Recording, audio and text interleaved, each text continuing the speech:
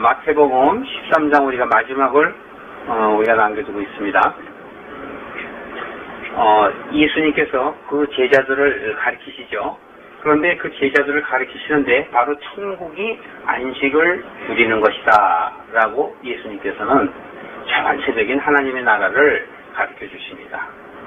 그래서 산상수훈을 통해서 제자들에게 다 가르치시고 이제 세상에 나오셔서 제자들에게 한 가지 한 가지 눈으로 보게 하시고 듣게 하시고 그들로 하여금 느끼게 하시려고 하시는 예수님의 그 가르침을 우리는 목도하고 있는 것입니다.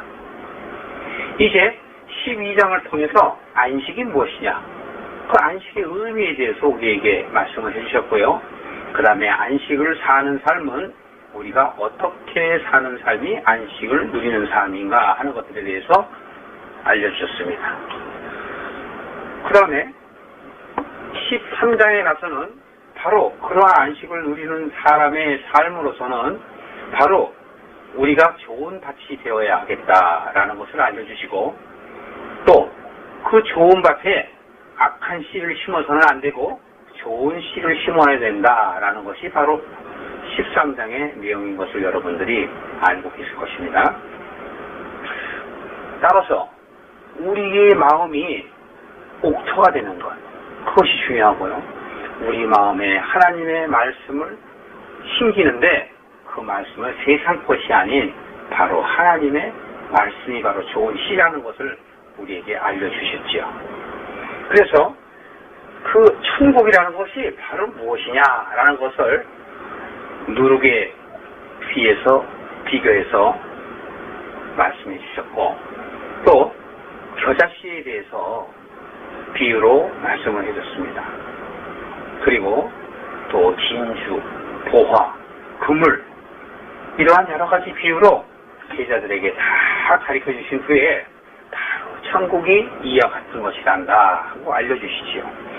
그러면서 제자들에게 그 여러 비유를 통해서 알려주신 것에 대해서 제자들에게 깨닫겠느냐 얘기하니 그 제자들이 아멘으로 화답하는 장면까지 우리가 봤습니다. 자, 오늘은 그 뒤를 보시겠습니다. 13장 53절부터 58절 거기까지만 보겠습니다. 함께 읽어보실까요? 시작.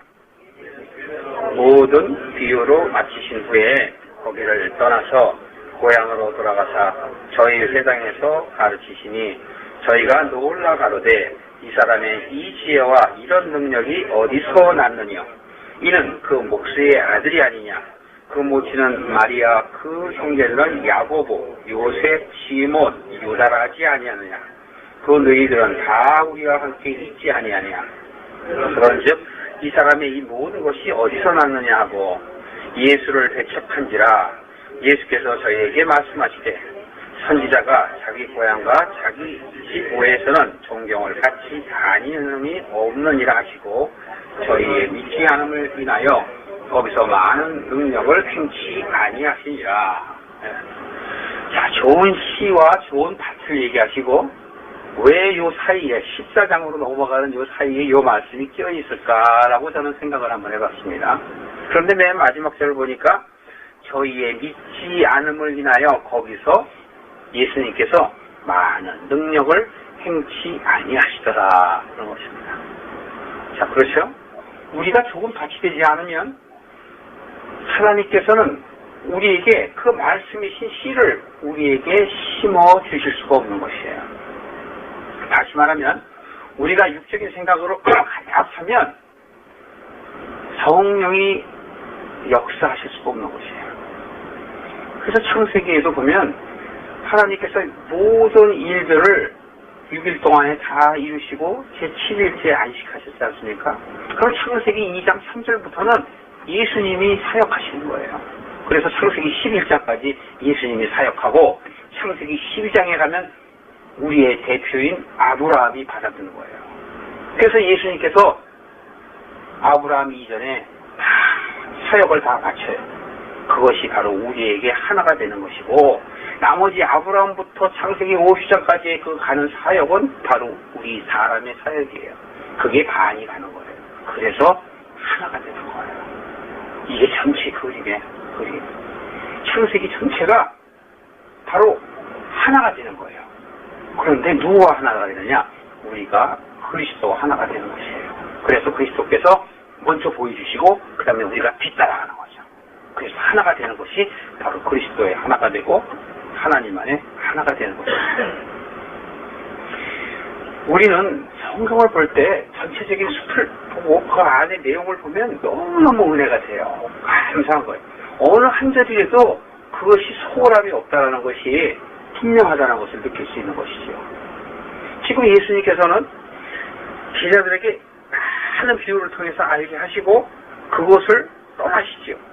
그래서 53절에 보면 예수께서 이 모든 비유를 마치신 후에 거기를 떠나서 이렇게 얘기합니다. 근데 어디로 가냐? 고향으로 가셔요.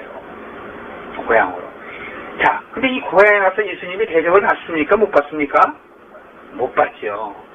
예수님은 영적인 고향에서는 대접을 받으시지만 육적인 고향에서는 대접을 못 받으시는 것이지요. 사람의 눈에는 사람으로만 보이기 때문에 그렇습니다. 우리들은 어떻습니까? 심지어 어떤 사장이 됐고 어떤 회장이 됐고 어떤 대표가 됐다 할지라도 우리가 어렸을 때 소위 말하는 개천의 불화친구라 그럴 때 지가 뭐 잘나서 저렇게 됐어 라고 우리는 얘기하지 않습니까? 저 사람이 훌륭한 사람이 됐구나 이렇게 얘기하기보다는 그 옛날에 내가 혼낸 놈이야 이렇게 얘기하지 않습니까? 우리는 쉽게 그런 표현을 많이 하죠. 예수님께서도 바로 육신을 입고 왔기 때문에 사람들이 그렇게 보는 것입니다. 그러면서 야고보나 안드레나 시몬이나 유다 동명이인이 많습니다. 여러분.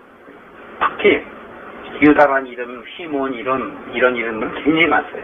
여기서 예수님의 형제가 굉장히 많다라는 것을 우리가 알 수 있죠. 심지어는 거기서 이렇게 그 누이들도 우리와 함께 하지 않냐 이렇게. 결국 이거 말은 뭐냐면 사람과 사람이 섞여서 결혼하고 우리가 한 무리, 한 소속이지 않느냐라는 얘기죠. 그런데 갑자기 예수님께서 오셔서 회당에서 가르치시는데 그 가르치는 그 내용이 목수의 아들 같지 않게 지혜가 있고 권능이 있는 거예요. 그러니까 그 능력을 어디서 왔을까라고 의아해하면서도 예수님을 고향 사람들이 비하한다는 것이지요. 우리는 마음속에 사람들을 이렇게 존경하려고 하는 마음보다는 자꾸 비하하려고 하는 마음들이 있다는 것을 여기서 우리에게 알려줘요. 다른 사람을 깎아내림으로 인해서 자기가 더 나은 사람이라는 것을 은연중에 감추는 것이지요. 또 다른 사람이 내게 칭찬을 한마디 하면 겸손한 척하고 제가 무슨 별거 없습니다. 하나님의 은혜죠. 그러면서도 뒤로 돌아서는 기분이 좋아서 싹 웃지 않습니까? 여러분들은 크리스찬이기 때문에 안 웃으시죠? 근데 돌아서서 웃는 사람들이 이렇게 하는 얘기죠. 우리의 무리 안에서 거기서 으뜸이 되고자 하는 자들이 너무 많다는 것이죠. 그렇기 때문에 예수님은 이 세상에 오신 것이 섬김을 받으려 온 것이 아니라 도리어 섬기러 왔다고 우리에게 말씀하시는 것이며, 이후에 예수님께서 십자가에 돌아가시기 이전에 그 제자들의 발을 씻기면서 낮은 자의 모습을 보여주시는 것입니다. 우리가 일전에 마태복음 11장을 통해서 저희가 봤을 텐데요. 마태복음 11장에 마태복음 11장 펴보세요. 11장 28절. 마태복음 11장 28절에 보면 이렇게 있습니다. 수고하고 무거운 짐진 자들아 다 내게로 오라. 내가 너희를 쉬게 하리라. 나는 마음이 온유하고 겸손하니 나의 멍에를 메고 내게 배우라. 그러면 너희 마음이 쉼을 얻으리니 이는 내 멍에는 쉽고 내 짐은 가벼움이니라. 자, 수고하고 무거운 짐진 자를 다 내게로 온다. 그런 얘기죠. 그러면 그 수고하고 무거운 짐진 자들이 다 내게로 오게 하면은 예수님이 어떻게 하시겠다고 지금 말하는 것입니까? 쉬게 하신다는 거죠. 근데 무엇을 쉬게 해요? 마음을 쉬게 하는 거예요. 여러분, 마음을. 그렇기 때문에 우리의 육신이 잘되고 우리가 부자로 살고 그러는 것이 아니라 바로 마음이 쉬는 것을 얘기해요. 그렇기 때문에 천국은 바로 우리 마음이 바로 누가복음에 말씀을 드린 것처럼 의와 평강과 희락을 이루는 것이 그게 천국이란 말이죠. 그래서 천국은 여기 있다 저기 있다 하는 것이 아니요, 바로 너희 안에 있는 그리스도이시니라 라는 것이죠.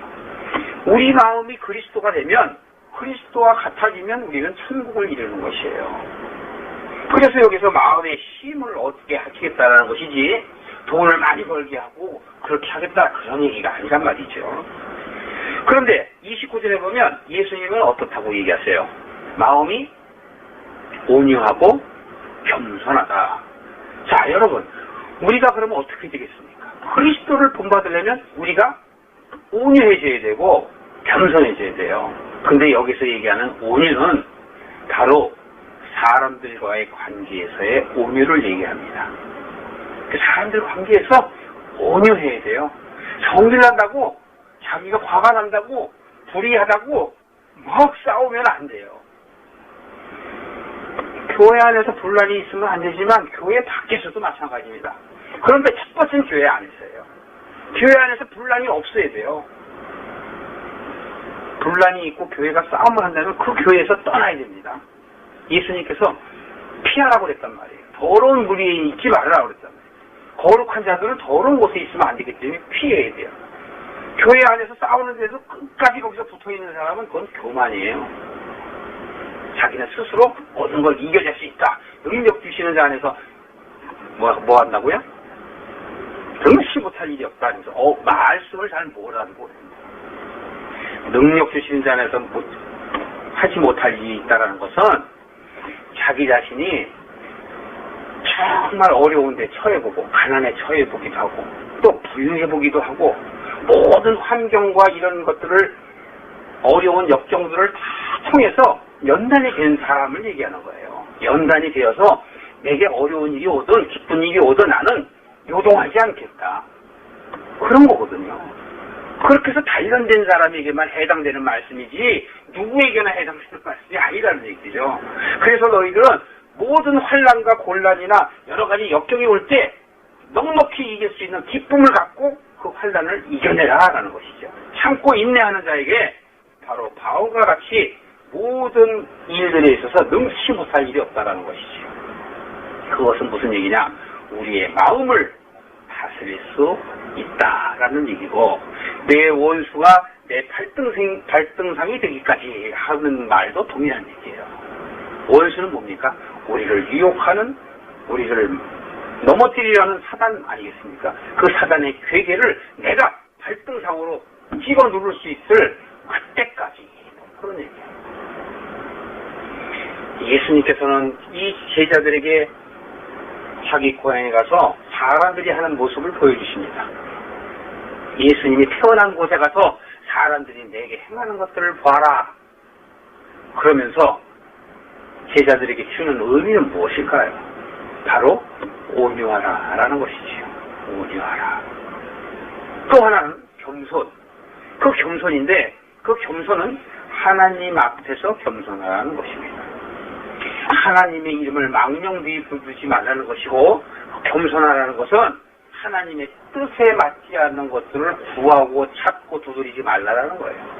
하나님이 원하는 것을 하는 것이 겸손한 자, 소위 말하는 종의 자, 자리에 있는 사람, 부하의 자리에 있는 사람이란 말이죠. 제자의 자리에 앉아있는 사람이죠. 그런데 우리가 이전에 십상에서도 본 바가 있지만 제자가 스승과 같아지면 얼마나 좋겠느냐 그러잖아요. 네? 그리고 종이 주인과 같아지면 얼마나 좋겠느냐 이렇게 비유를 하시잖아요. 그건 뭐냐? 우리 안에 그리스도와 같은 그러한 하나님의 성품을 우리가 가져야 된다고 우리에게 시사하는 것이 아니겠습니까? 그래서 여러분들이 잘 아시는 것처럼 구약의 인물 중에서 모세가 온 지면에 어떻게 하다고 그랬어요? 온유한 자라고 그랬지 않습니까? 그러니까 사람 앞에서 온유한 자란 말이죠. 그런데 하나님 앞에서는 모세가 또 겸손한 자라는 것이지요. 그래서 하나님께서 명령하신 대로 준행하는 것이지요. 그러다가 한 번 실수를 하지요. 반석을 어떻게 해요? 명하라 그러는데 쳐버리잖아요. 그래서 물이 나와요. 어쨌든 권위가 있기 때문에 하나님께서 물은 터쳐서 물이 나오게 했지만 하나님께서 치란 말을 하지 말고 명하라고 그랬는데 쳤단 말이죠. 그것은 모세의 그 온유하고 겸손한 사람임에도 불구하고 실수가 있다라는 것을 우리에게 보여줌으로 인해서 우리 모두가 율법 아래 죄가 없는 자가 하나도 없다라는 것을 시사하는 것입니다. 모세는 이스라엘 백성들의 지도자였지만 가나안에 들어가지 못했습니다. 왜? 모든 것을 그가 책임졌기 때문인 것입니다. 그리고 책임자의 자리에 있는 사람들은 바로 모세와 같다라고 이야기해야 될 것입니다. 여러분이 천국에 가고 안 가고는 누가 결정할까요? 하나님이 결정하죠. 그럼에도 불구하고 우리는 스스로 우리가 자꾸 결정을 하고 살아요. 그렇지 않거든요. 우리는 하나님 앞에서 겸손한 자의 자리에 서야 되고 온유한 사람들 앞에서는 온유한 자의 자리에 서는 것이 바로 그리스도의 성품을 본받는 것이에요. 바로 그런 것이 인내를 낳게 하고 인내 위에 지식을 얻게 하고 우리가 지식 위에 우리에게 더한 하나님의 사랑이 있는 것이에요. 물론 그 안에는 우애도 있어야 되고 절대도 있어야 되고 많은 것들이 있지만 하나님의 성품으로 자라가는 데 있어서는 우리가 첫 번째 그리스도를 통해서 배울 것은 바로 온유와 겸손이라는 것이지요. 그래서 예수님께서 뭐라 그랬습니까? 내게 와서 배우라고 그러지 않습니까? 그것이 29절에 자 너희는 그 너의 멍에를 메고 내게 와서 배워라. 배워라. 자, 그래서 배운다는 것이 우리가 성경의 그리스도의 말씀을 통해서 우리가 배우는 것입니다. 그래서 우리가 오늘 이렇게 말씀을 듣는 것입니다. 말씀이 아니고는 절대로 변할 수가 없어요. 그래서 말씀을 듣는데 이 말씀이 처음에는 잘 들어오지 않아요. 그러나 쌓이면 점점 내 안에서 신비에 새겨지는 하나님의 말씀으로서의 본능이 내게 임하게 되는 것이지요. 그래서 지난 시간에 말씀을 드렸죠. 우리는 어떻게 해야 된다고 그래요? 하나님 나라의 서기관과 같아야 된다. 그래서 옛 것과 새 것을 마음대로 집주인처럼 꺼내 쓸 수 있는 사람이 되어야 한다라는 것이죠. 성경 말씀을 갖다가 잘 알아갖고 그것을 줄줄줄 자랑하려고 하는 것이 아니라 구약이나 신약에서 하나님의 길로 가는 것이 어떠한가를 잘 깨달아 알아서 그렇지 못한 사람들에게 적재적소에 따라서 그 사람의 성향에 따라서 성품에 따라서 전하라는 것이지요. 예를 들어서 전하라는 것이지요. 쉽게 증거가 될 수 있도록 증거하라는 것입니다. 그 이유에 지금 예수님께서 사람들에게 함께 하기를 원하나 그들이 도리어 예수님을 알아보지 못하는 것이지요. 당시에 예수님이 사역할 때만 해도 예수의 형제들까지도 예수님을 알아보지 못했어요. 그러나 어머니인 마리아는 알고 있었죠. 잉태전부터. 그렇기 때문에 마리아는 예수님을 계속 지지하고 예수님을 복귀하려고 노력을 했습니다. 선지자가 자기 고향과 자기 집 외에서는 존경을 받지 않음이 없다라고 얘기하는 것은 존경을 받는다라는 얘기죠. 그러나 내 고향 내 사람들은 바로 나를 육신으로 보기 때문에 존경하지 않는다라는 것이고 제자들 또한 고향과 자기 집에서 대접을 받지 못하더라도 어떻게 하는 일입니까? 온유하고 겸손한 자가 되라. 그 얘기를 하는 것입니다. 그래서 우리가 드러나는 사람이 되지 말라고 예수님께서는 말씀을 하는 것입니다. 우리가 가장 쉬우면서도 어려운 것이 뭐냐면 내 가족에게 쉽게 한다라는 것이에요. 다른 사람 앞에서는 참기도 하고 인내하는 마음에 자세가 있는데 내 아내 내 남편에게는 함부로 한다는 것이죠. 내 자식한테는 함부로 한다는 것이죠. 또 자식은 부모한테 형제한테 함부로 한다는 것이죠. 예수님은 그것을 원치 않으세요. 이해하고 존경하고 지지하고 하는 그런 프렌드십을 예수님께서는 알려주시는 것이에요. 한 번은 예수님께서 제자들에게 이렇게 말씀을 나누고 있을 때, 이것도 같은 글이겠습니다만, 예수님의 형제와 예수님의 어머니가 찾아오시죠. 그랬더니 제자들이, 예수님, 당신의 어머니와 형제가 찾아왔습니다. 그랬더니 예수님께서 뭐라고 그러세요? 누가 내 어머니고 누가 내 형제냐? 나와 함께하는 자가 내 형제니라. 이렇게 얘기합니다. 근데 그 누가복음에는 같은 문구에서 가서 보면 누가복음에는 뭐라고 나와 있냐면, 내 뜻을 행하는 자다. 내 뜻을 행하는 자가 어머니요 내 형제다. 이렇게 얘기한단 말이에요. 그렇기 때문에 우리가 예수님을 바로 아는 것, 우리가 하나님을 바로 아는 것, 그게 바로 진리의 길을 가는 것이지. 예수님께서 내가 진리요 생명이라고 우리에게 이야기를 하시지만 우리가 그것을 듣지 못하기 때문에, 들어도 듣지 못하기 때문에, 깨닫지 못하기 때문에 그것을 우리가 행하지 않는다라는 것이지요. 이제 이후에 14장에서는 이제 세례 요한이 죽게 됩니다. 세례 요한이 죽게 되고 예수님이 본 사역이 나오는데, 왜 14장에서 세례 요한이 죽는 것이 나오냐 하면, 지금까지는 우리가 안식으로 가는 길을 어떻게 해야 안식으로 가는 길이냐 하고 예수님께서 13장 지금 말씀을 하셨잖아요. 근데 14장에 가면 어떻게 되냐면, 바로 조금 전에 고향에 있는 많은 사람들이 예수님을 배척하는 것 같이 세상이 예수님을 배척을 하는데, 세상에서 배척을 하는데 그 사람들을 변하게 하려면 어떻게 해야 돼요? 그 사람이 땅을 바꿔야 된단 말이에요. 씨가 심겨지려면 땅이 바꿔져야 돼요. 어둠에 가려져 있기 때문에 그 어둠은 빛을 비춰도 깨닫지 못해요. 그래서 그 밭을 갈아가는 과정이 14장 이후입니다. 이 밭을 갈아가려면 이제 세례 요한은 자기 시대를 마감하고 예수님에게 그 바톤을 넘겨주어야 하는 것입니다. 이제 14장 이후에는 예수님께서 그 밭을 갈아가는 그 사역들을 우리에게 보여주면서 우리는 우리의 밭은 어떠한가를 점검하게 하시고 우리가 그리스도의 말씀 따라서 갈 수 있도록 하는 것입니다. 자, 오늘은 바로 예수님께서 우리에게 고향에서 대접받지 못한다 할지라도 온유하고 겸손한 자가 되라 라는 말씀으로 말씀을 마치겠습니다. 기도하시겠습니다.